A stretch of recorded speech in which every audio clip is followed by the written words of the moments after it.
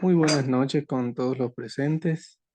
Eh, en esta ocasión, nuestro ABP del grupo 6 va a ser expuesto por los siguientes integrantes: Eric López, Karen Cifuentes, Natalie Mendoza, Saray Mosquera y Sara Rivera.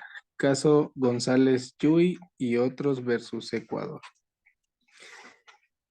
Como introducción, pues hablaremos de que Thalía, una niña cuencana, fue contagiada con el VIH, virus del SIDA, por una transfusión de sangre cuando tenía 3 años de edad. A sus 20 años, el testimonio de su vida de discriminación y exclusión llega a la Corte Interamericana, con una demanda de la familia González Yuy contra el Estado ecuatoriano en el primer caso de VIH de esta Corte. El aprovisionamiento y utilización de sangre y sus derivados en el Ecuador será responsabilidad exclusiva de la Cruz Roja Ecuatoriana, institución que organizará para este efecto un sistema de bancos y depósitos de sangre en las ciudades de servicios médicos que lo requieran. Entonces, ¿qué sucede? El Ministerio de Salud Pública, el Instituto Ecuatoriano de Seguridad Social, las Fuerzas Armadas y la Junta de Beneficencia de Guayaquil continúan administrando los bancos y depósitos de sangre adscritos a sus organizaciones médicas, bajo el control reglamentario y la coordinación de la Cruz Roja Ecuatoriana. Registro oficial número 559 del aprovisionamiento y utilización de sangre y sus derivados de noviembre de 1986. Entonces, entramos a los relatos de los hechos, donde el 8 de enero de 1995 nace Thalía Gabriela González Yuy. Ella nace sin ningún patógeno que que explique de que ella nació con VIH-Sida y ninguno de sus familiares tenía esto. En junio del 98, Thalía sufre una hemorragia nasal y se le tiene que hacer una transfusión de sangre. Entonces Teresa recurre al banco de sangre de la Cruz Roja de la SUAY. Entonces su donante fue quien llamaremos HSA de en adelante.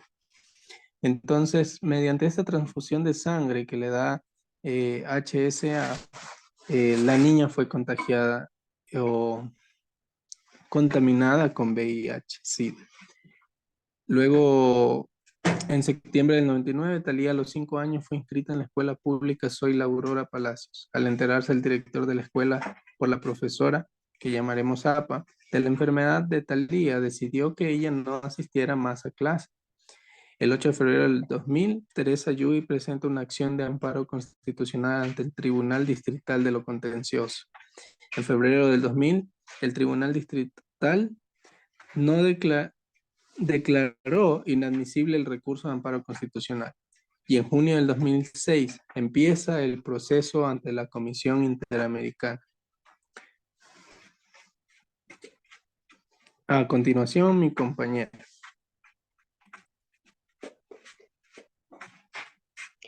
Bueno, ¿qué derechos humanos han sido vulnerados? Como sabemos, los derechos humanos son fundamentales porque garantizan la dignidad, la libertad e igualdad de todas las personas. Estos protegen contra el abuso de poder, promueven la injusticia y contribuyen a la construcción de sociedades justas y equitativas. Su importancia radica en establecer un marco ético universal que busca resguardar la integración y bienestar de cada individuo, independientemente de su origen, género, religión u otras características. Algunos derechos que fueron vulnerados en el caso de Thalía González Yu y su familia fueron los siguientes. Fue el derecho a la vida y a la integración personal, el derecho a la educación, que fueron las afectaciones en la educación de Thalía derivadas de su situación de ser una persona con VIH, la vulneración en el artículo 8 de la Convención, que eran las garantías judiciales, y la violación de los artículos 2, 24 y 26 de la Convención Americana. ¿Cuáles son las obligaciones del Estado para garantizar estos derechos humanos? El Estado, como ente soberano, tiene la responsabilidad fundamental de proteger y garantizar los derechos humanos de sus ciudadanos. Este compromiso se sustenta en principios consagrados en documentos internacionales como la Declaración Universal de Derechos Humanos y tratados específicos. En este caso, los derechos que debieron ser garantizados fueron el derecho a la vida y a la integridad personal, el derecho a la educación y el derecho a la garantía judicial.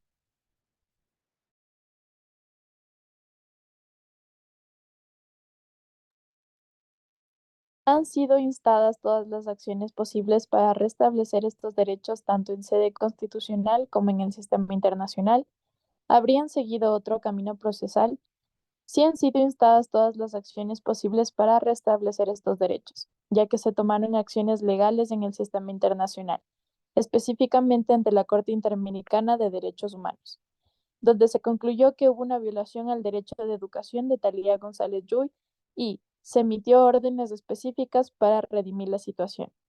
Las medidas legales en el sistema internacional han dado instadas y llevaron a cabo una decisión la cual buscaba restablecer los derechos afectados. Por lo tanto, no se habría llegado a seguir otro camino procesal, ya que fue un camino correcto para hacer justicia, ya que es fundamental para que se haya garantizado una equidad, transparencia y efectividad en el sistema legal, y así poder garantizar una efectiva protección de derechos en el caso.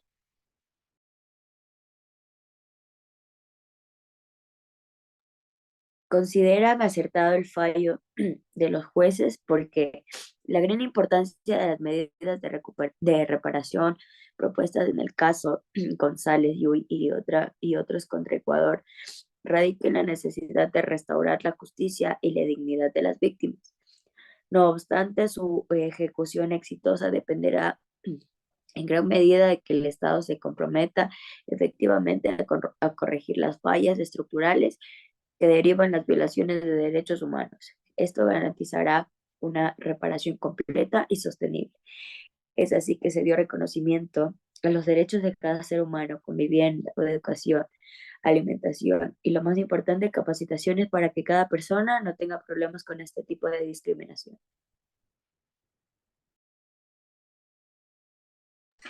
En conclusión,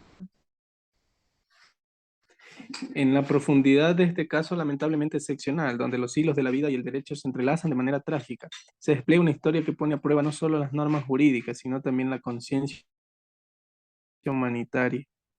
El caso de la familia contra el Ecuador, presentado ante la Corte Interamericana de Derechos Humanos, revela una secuencia de eventos que erosionan la esencia misma de la protección y respeto a los derechos fundamentales. La Corte Interamericana, en su meticuloso análisis, ha emitido conclusiones que señalan la responsabilidad del Estado ecuatoriano en la violación de una plétora de derechos consagrados en la Convención Americana. La presunta falta de supervisión y fiscalización frente a entidades privadas de salud, en conjunto con la omisión y la prestación de atención médica especializada, dibujan un panorama desolador de negligencia estatal, las violaciones a la vida digna, integridad personal, garantías judiciales y protección judicial, así como la violación transversal del artículo 19 de la Convención, dan cuenta de un incumplimiento fundamental en la salvaguarda de los derechos de Thalía Gabriela González Yuy, la consecuente afectación de la integridad psíquica y moral de la madre y el hermano de Thalía añade capas de injusticia a este oscuro lienzo. En este contexto, las recomendaciones de la comisión que buscan reparar integralmente a Thalía y su madre, proveer tratamiento médico especializado de manera inmediata permanente y garantizar la educación de forma gratuita, resuenan como imperativos morales y jurídicos. Las medidas de reparación propuestas por la Comisión Interamericana de Derechos constituyen un componente esencial para restituir la dignidad y los derechos de las víctimas, especialmente de Thalía Gabriela González Yuy y su familia. La Corte Interamericana, en su informe, delinea 3 recomendaciones para el Estado ecuatoriano. Ojo, se insta a reparar integralmente a Thalía. Se propone proveer de manera inmediata y permanente el tratamiento médico especializado que Thalía requiere. Se destaca la importancia de proporcionar en consulta con Thalía educación primaria, superior y universitaria de manera gratuita. Esta medida reconoce la necesidad de restablecer las oportunidades educativas que pudieron haberse visto truncadas debido a las circunstancias del caso. Sin embargo, esto resalta la relevancia de adaptar. En definitiva, podemos decir que las medidas de reparación propuestas por el caso y son fundamentales para restablecer la justicia y dignidad. Sin embargo, su implementación exitosa dependerá en gran medida del compromiso real del Estado para abordar las deficiencias estructurales que subyacen a las violaciones de derechos humanos, asegurando así una reparación integral, y duradera. Muchas gracias.